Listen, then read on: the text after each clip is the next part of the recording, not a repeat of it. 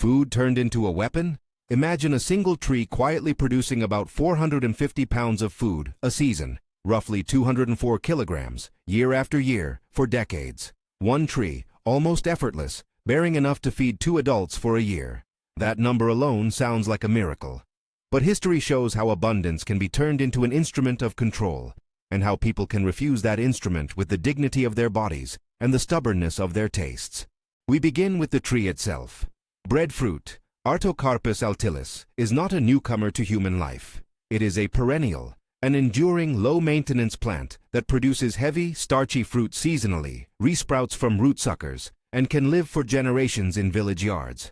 The fruit can be eaten fresh, roasted over coals until its skin chars and the flesh becomes sweet and potato-like. It can be boiled, fried, baked, or dried, and ground into flour. In traditional Pacific systems, breadfruit was more than food, timber, fodder, and a store of calories that could be preserved in leaf-lined pits for months or fermented for longer-term use. It fit into societies that moved across oceans and managed unpredictable climates. You carried the tree's future with you. That is exactly what the Lapita people did. Thousands of years ago, archaeologists placed this movement roughly 3,000 years back. Lapita voyagers slipped from island to island across the western Pacific, carrying plants, animals, and knowledge. They transported breadfruit as a deliberate survival technology. On canoes and in dugout hulls, they moved cuttings and saplings alongside taro and coconut.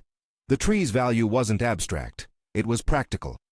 In atoll environments where a bad season could mean hunger, a tree that reliably produced dense calories changed the odds of survival. For entire communities, breadfruit was woven into ritual, economy, and everyday life. The Europeans encountered that practice close to the end of the 18th century. When Captain James Cook and the botanist Joseph Banks landed in Tahiti, they reported on a strange generosity. Groves of trees feeding whole villages.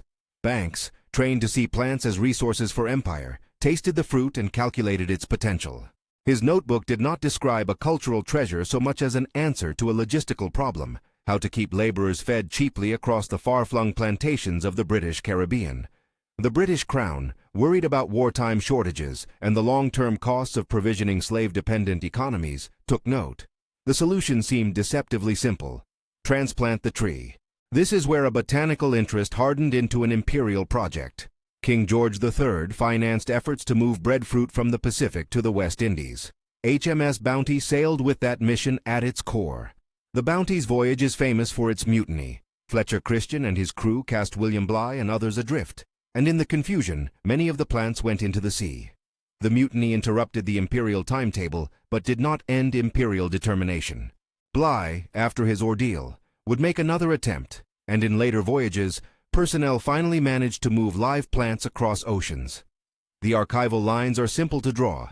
Botanists spotted a resilient staple. Imperial administrators saw supply lines. Ships attempted to move living wealth across hemispheres. The intent matters because it reframed breadfruit. What had been a domesticated, culturally embedded food in the Pacific now entered British calculations as a way to reduce provisioning costs on plantations. Here we see the paradox. The title names, abundance become instrument. A tree that could nourish was reframed in terms of efficiency and control. Feed the labor force more cheaply, so the machinery of slavery runs smoother. Food used not as connection or community, but as a rationing mechanism within a system of forced labor. But people are not passive recipients of what rulers intend. The enslaved Africans in the Caribbean responded with refusal. This was not a blind rejection of calories. It was an act of cultural and bodily defiance. Breadfruit was associated with the conditions of bondage, the image of planters importing cheap sustenance for workers who had been torn from their homes. Many refused to eat it. Some fed it to pigs, rather than to people. For decades, in certain islands, breadfruit carried the stigma of slavery. That refusal is a powerful, often understated form of resistance. To decide what to put in one's mouth is to reclaim a fragment of personhood in a context designed to strip it away. History did not lock that fruit into shame forever. After emancipation, Caribbean communities slowly reworked the breadfruit's meaning.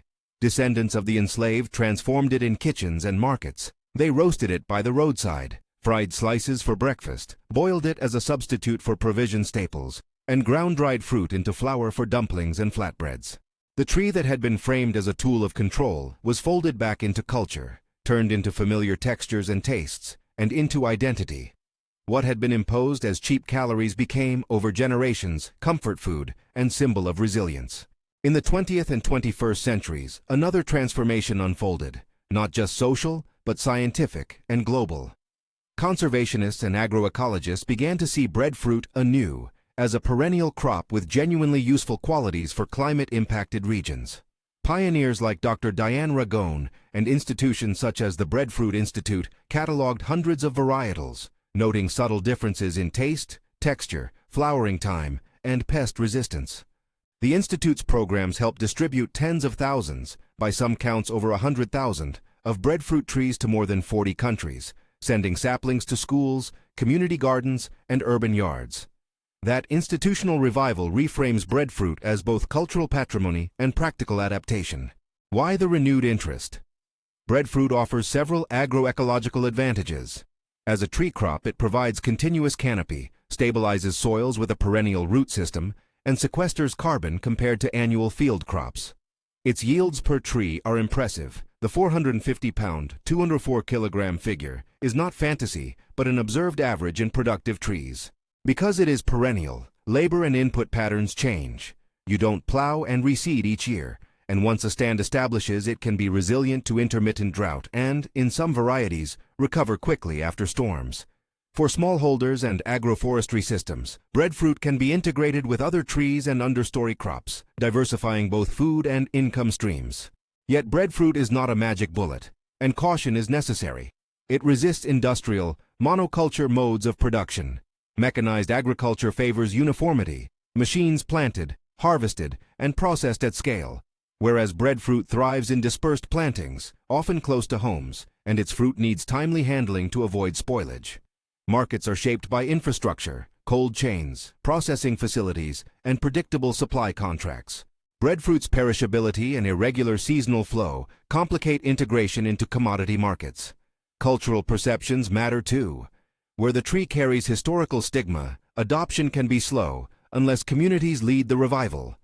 Policies and economic incentives that prioritize export commodities over local, regeneratively managed staples have long sidelined species like breadfruit.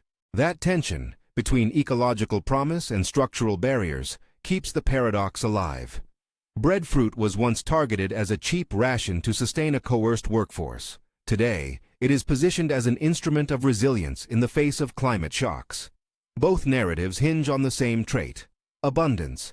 But abundance without rights, markets, and dignity can be repurposed to control. Conversely, abundance embedded in community knowledge and fair access can become emancipation.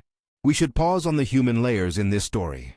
Every technological or botanical fact sits inside social relationships. When Joseph Banks wrote about the tree, he was writing from a colonial vantage. Plant specimens crossed his desk, but the voices of the Pacific growers and the enslaved Caribbean people did not. When the British Crown funded transplant expeditions, it did so to shore up a system that extracted labor and uprooted lives. And when Caribbean people refused the breadfruit, they were asserting a moral boundary, one that connected taste to memory and to a refusal of assimilation into the planter economy. Those refusals are part of a longer pattern of culinary agency. Food can be a weapon wielded by rulers. It can also be a site of resistance, regeneration, and cultural healing. The post-emancipation reinvention of breadfruit in Jamaica and other islands demonstrates how oppressed communities can take what was intended to bind them and remake it into nourishment on their own terms. The trees that line yards and roadside plots now bear witness to choices that were made, again and again, about what life would look like after bondage. Today, the conversation about breadfruit includes climate scientists, agronomists, policymakers, and, crucially, the descendants of those who have long lived with the tree. Programs that distribute trees to schools and public housing, efforts to put perennial food within daily reach, are as much about social justice as about yields per hectare. When a young person tastes roasted breadfruit on a school lunch menu, that is an act of cultural normalization as powerful as any agricultural statistic. At the same time, advocates are candid about limits. Breadfruit does not solve structural poverty, nor does it automatically create markets. Where processing, storage, and distribution chain investments are lacking, surplus fruit can rot. Where land tenure is insecure, trees can be cut down for short-term income. And where policy favors export monocrops, sugar, oil palm, or industrial grains, the slower mixed plantation logic that supports breadfruit is overlooked. Responsible promotion therefore pairs horticultural knowledge with community-driven market development, local processing capacity, and protection of cultural rights. This is why the story matters beyond the tree itself. It is a mirror for how we think about abundance and power. The same yield statistic, 450 pounds, 204 kilograms, a season, can be framed on a ledger of efficiency or on a table of dignity. It can be used to justify further extraction or to seed a community orchard. One narrative weaponizes the tree for cheap control. Another returns it to households as a quiet tool of resilience. We also need to keep facts clear. The historical record shows the sequence. Lapita voyagers carried breadfruit across the Pacific. European explorers encountered it. Botanists like Joseph Banks reported it. Imperial projects shipped it across the globe. The Bounty Mutiny and Bligh's subsequent voyages bookend that era of transplant experiments. Enslaved people in the Caribbean resisted its imposition, and only after emancipation did communities incorporate the fruit into local gastronomies. Contemporary efforts by researchers and organizations, including the work led by Dr. Diane Ragone and the Breadfruit Institute, have sought to conserve varietal diversity and to distribute planting material globally.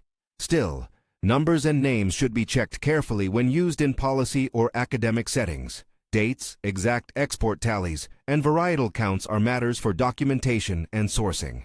If this story is surprising, it is because it collapses assumptions. We often think of food as neutral, but food is made and remade by power.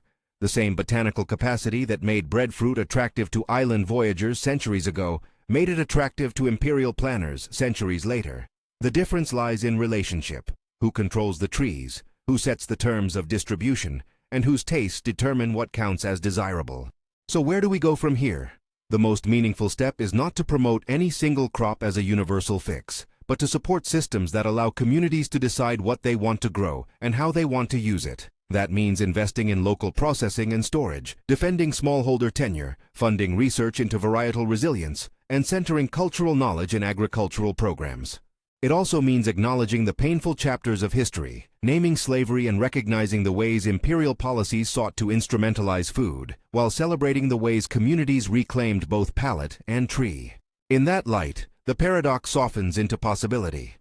A tree once enlisted in the calculus of oppression can, in another era, become a quietly subversive instrument of care. Planted in a yard, tended by women who pass sapling cutting skills to their children. Standing in a schoolyard where students learn both biology and heritage. Shading a community garden that buffers storms and feeds neighbors. Breadfruit's productivity, 450 pounds, 204 kilograms, a season, remains striking, but its true value emerges when that productivity is woven into justice, culture, and resilient livelihoods. If this history moved you, and you want to explore more stories at the intersection of food, power, and resilience, consider subscribing. There are more histories like this, and more contemporary examples where plants, people, and policy collide. We close with the image that started us, a tree heavy with fruit, green and stubborn against wind and time, offering abundance that can be used to bind or to liberate. The question embedded in that image, can food be turned into a weapon, is answered in the history we've traced. Yes, it has been, but it can also become a tool of healing. Which one it will be next depends less on the tree and more on the hands that plant it, the mouths that taste it, and the policies that decide who gets to harvest.